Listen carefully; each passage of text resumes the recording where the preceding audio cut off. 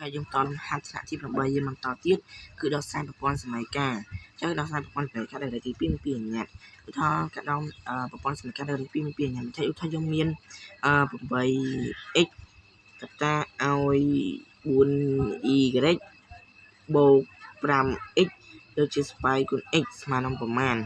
អញ្ចឹងសារតែតម្លៃអាថេនេះវាចែកដាច់នឹងគ្នាណាសារតែវាកតាក៏ដោយបើយើងកថាវាមានគុណ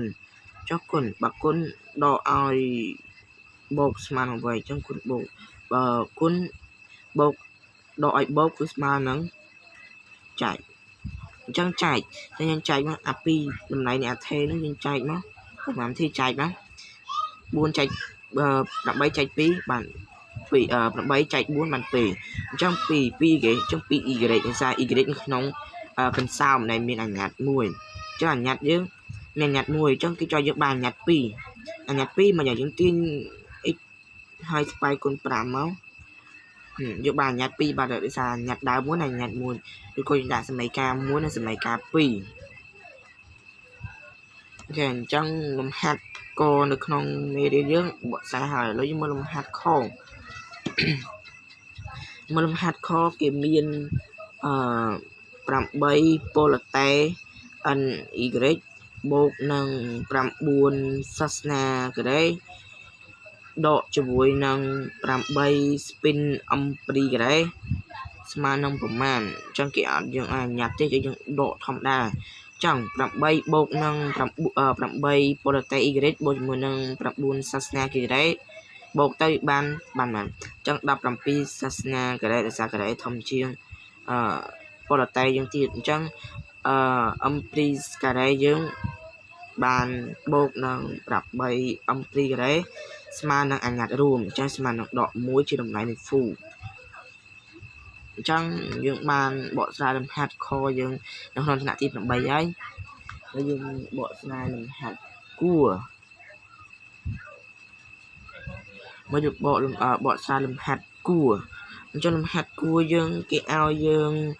18សាសនាអំព្រីពលតេអំព្រីបូកជាមួយនឹងsorry អំព្រីបាសថ្មីបូកជាមួយនឹង Comlisian Co អំព្រី Chloros បូកជាមួយនឹងសមាភិបអំព្រីការ៉េពលតេយើងអញ្ចឹងដោយសារ18នេះជាអថេរួមនៃឯកយើងគូមក18អំព្រីការ៉េយើងបូករួមជាមួយនឹងអំព្រីការ៉េយើងអញ្ចឹងយើងបានខ្លាចជាគូនៃចម្លើយ1អូខេអញ្ចឹងយើងបានបកស្រាយលំហាត់កខយើងហើយគឺយើងបន្តលំហាត់មួយទៀត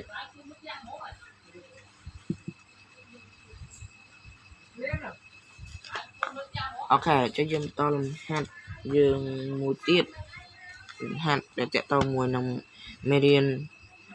ប្រព័ន្ធសម័យកាលដែលទី1មាន2អញ្ញត្តិឧទាហរណ៍យើងមាន 6x ដកឲ្យ8y បញ្ចេញសន្ទុះនៃរ៉ាឌីកា6ការ៉េដក2ការ៉េដូចជាស្វ័យគុណ x អញ្ចឹងយើងចេញទូសារ៉ាឌីកាយើងក្នុងរ៉ាឌីកានៅឬក៏អេលីបនៅក្រៅអេលីបយើងហ្នឹងយើងបានការ៉េដកឲ្យ2ការ៉េអញ្ចឹងការ៉េដក2ការ៉េមានថាបូក2ការ៉េដក2ការ៉េអញ្ចឹងយើងសំណួរទៅអស់ណាខេហ្នឹងអស់ហើយអញ្ចឹងយើងបានដក1ជាតម្លៃ full ឥឡូវប៉ាត់អត់ប៉ាត់យើងយកចំនួនទៅក្នុងសម័យកាលយើងចំនួនក្នុងសម័យកាលយើង y យើងស្មើនឹង1 x យើងស្មើនឹង1អញ្ចឹងវាជាគូនៃចម្លើយអញ្ចឹងវាជាគូនៃចម្លើយអញ្ចឹង x និង y យើងស្មើជាមួយនឹង1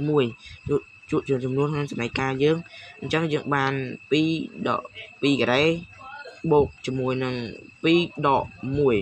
បកមើលឃើញសម័យកាលដើមអត់ដក2ការ៉េអញ្ចឹង2នេះ2តម្លៃដើមហើយណានេះយើងបានចំនួនសមាភិបវា1ចឹងនៅតែឯកធាយើងដក2នេះយើងបាន2ដក2ស្មើនឹងដក1អញ្ចឹង2នេះអញ្ញត្តិរួមមួយនោះបានដក1អញ្ចឹងបាន1មក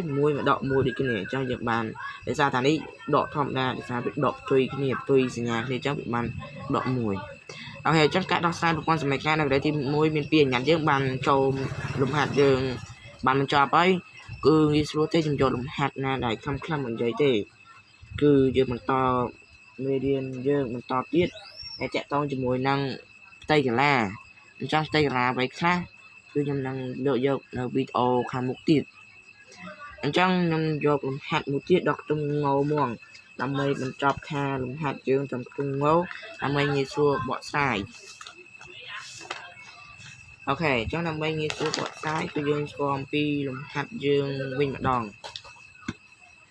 ô thôi dương miềnสมัยกาดักได้ที่ปีมินเปลี่ยนอย่างด้วยគ្នាគឺយើងប្រាប់ได้สามารถดูโคតាមរាឌីការាឌីកងយើង 6x បញ្ចេញនៃសន្ទុះរាឌីកាគុកដក3គុកgiờ haយើងគឺមាន 6x គុកដក3គុកgiờ ha អញ្ចឹងយើងដកចំនួនដែលមានតម្លៃអថេរួមនៃឯកធាតុមកបើថា x និង z ហាគឺនៅអញ្ញត្តិរួមគឺនៅក្នុងលេខរៀង 400.53 មីក្រិត mt z ហាអញ្ចឹង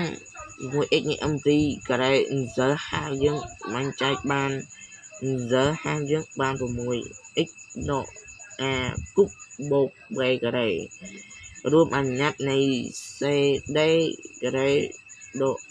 គុកយើងគុកដូចគ្នាបកចំនួនទៅបាន bc ដក d រ៉េគឺកូន z រ៉េអញ្ចឹងបាន cb ដក cd អូខេចុះយើងបានប៉ុណ្ណឹងអញ្ចឹងលំហាត់យើងក៏មានតែប៉ុណ្ណឹងដែរយើងនឹងបកស្រាយលំហាត់ដែលតទៅមួយផ្ទៃកន្លែងយើងដូចយើងនិយាយមួយគ្នាហាមិញហ្នឹងគឺនៅក្នុងវីដេអូខាងមុខទៀតអូខេអញ្ចឹងសារតែពេលវេលាខ្លះយើងខំឆ្លើយតំណងទៀតនឹងបន្តមេរៀនថ្នាក់ទី13យើងបន្តទៅមុខទៀត